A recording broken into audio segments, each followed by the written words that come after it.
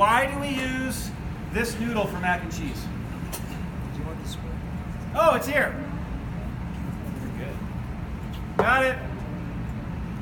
It's so slow. You're mixing noodles and a sauce. You want something that can get a mix of normal sauce and get slided. So what's going to happen when you... Real slow. Actually, I misled you. I apologize. You said I do. My bad. Okay. So, I think you're saying what I'm thinking you're saying. But the reason why we use these noodles and not like a spaghetti, when you bite into them, you want the cheese sauce to squirt out the sides. It's good. So you have the appropriate noodle for the job, right? It would not be good with like a spaghetti. You can see why that would not be good. It might be good with penne too. Get a lot of cheese squirted out. It would be good. So what we're going to do now is this is now bechamel. I'm going to turn the heat off. And I'm going to start adding some cheese in there. Okay, the reason why we want to turn the heat off when we're doing this is there's a lot of protein in dairy. So protein gets attracted to heat. So it'll go down to the bottom and start sticking to the metal and get scorched on the bottom, which is that's not a happy way to go. So we're going to turn the heat off. There's plenty of residual heat in the pot to melt the cheese, which is all we're trying to do. So I'm going to put almost all of it in there. It's good. You can't put too much in. If you start to put too much in, it'll start to look grainy, and it could actually break, and that's not happy. Okay, so I'm just melting the cheese in here. Now this is a cheese sauce. So we went from bechamel to cheese sauce, just like that. It's not like very fancy. It's easy. Do you need bechamel to make mac and cheese? Yes. Well, depending on how yeah. All right, so there's...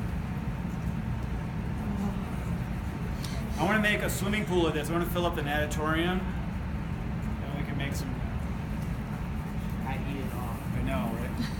Let's go. We could have like some swimmers, Olympic swimmers, come up and swim in it. So that's our cheese sauce.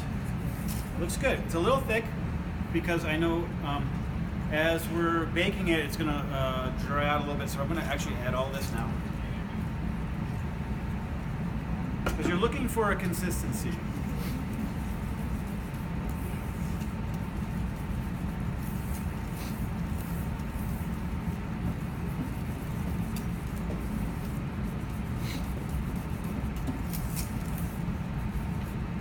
Okay, we're good. Now I'm going to taste. It's a very important part of the job.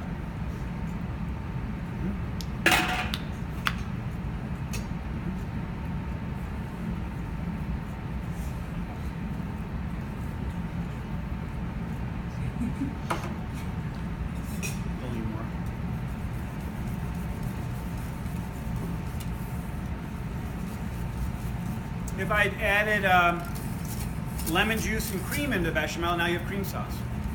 If I added Gruyere cheese and a little parm, you have Mornay sauce. So that's how the sauces work. Other sauce and you build on top of that. You have to do it. Quality control.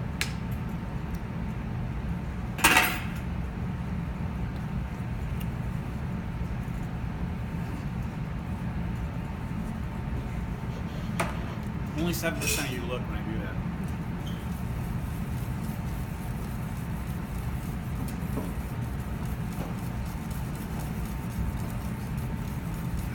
Okay, so now we'll use it again. Yes, it's a hard job, but I train hard for this, for you guys. Almost right. Remember, this is 30 people, not 2 people.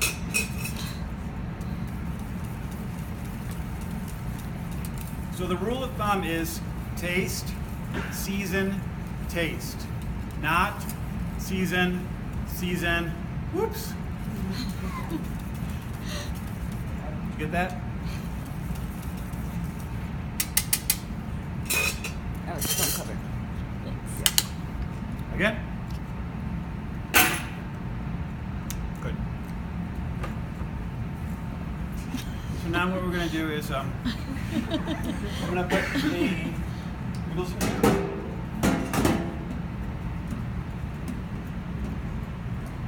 And this is a great dish if you're in your community and maybe your restaurant does something once a week, once a month for a local homeless shelter. This is a great thing to make.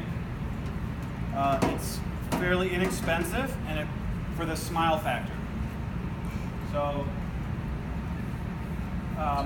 pasta is not very expensive, relatively speaking. You can feed a lot of people and put a lot of smiles on their face.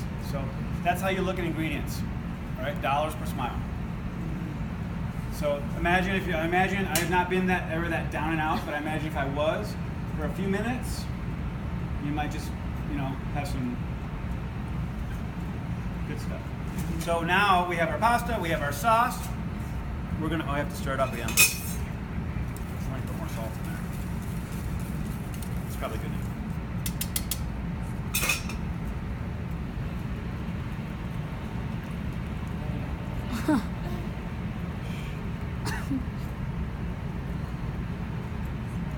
So then, another important step is to mix it properly. There's a looseness or a consistency that you're looking for. And I can tell we're not going to reach it. It's too thick. More sauce.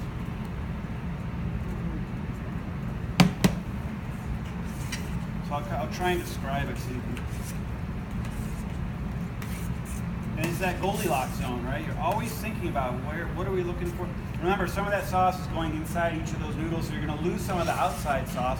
You don't want it to dry out in the oven. So you have to have this like jello wiggle looking thing.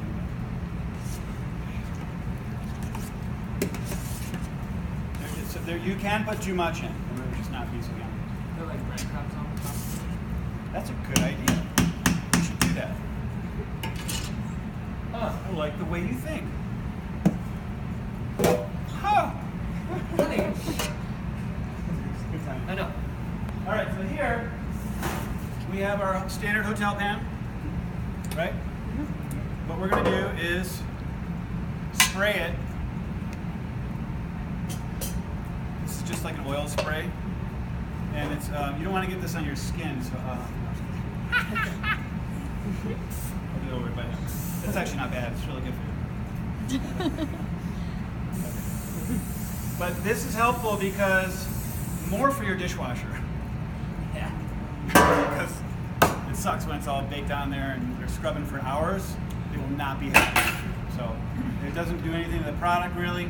It just helps release it out the back end. Okay, so now I'm going to demonstrate how to use a $10,000 tool.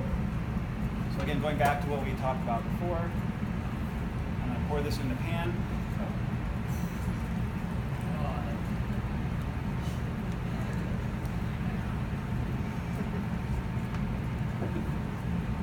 Getting every ounce out of there. I am not homeschooling my grandkids. I'll take them to Disneyland. Teach them how to cook. Not homeschooling. I'm getting airspeed.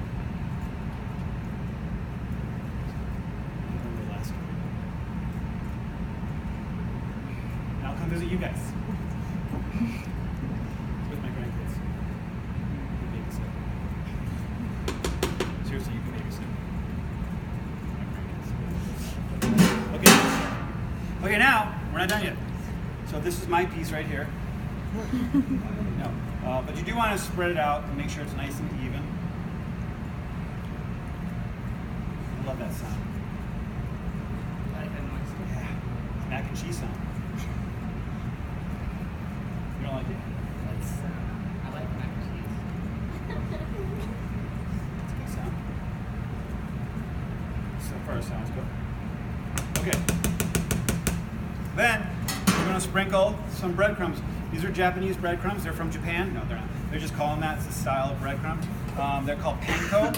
And Caleb made these. They have paprika and butter and a little bit of salt in them.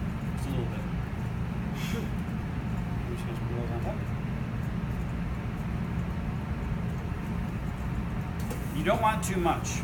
I used to put too much on, it was too much. So there is too much. But what this does is it gives it kind of this bready note, so it almost smells like a grilled cheese sandwich. So this is kind of, I think of this like a grilled cheese sandwich. And you just want to evenly distribute it. And this gets all toasty and bready on the top, and then the cheesy gooiness on the bottom. That's it, simple.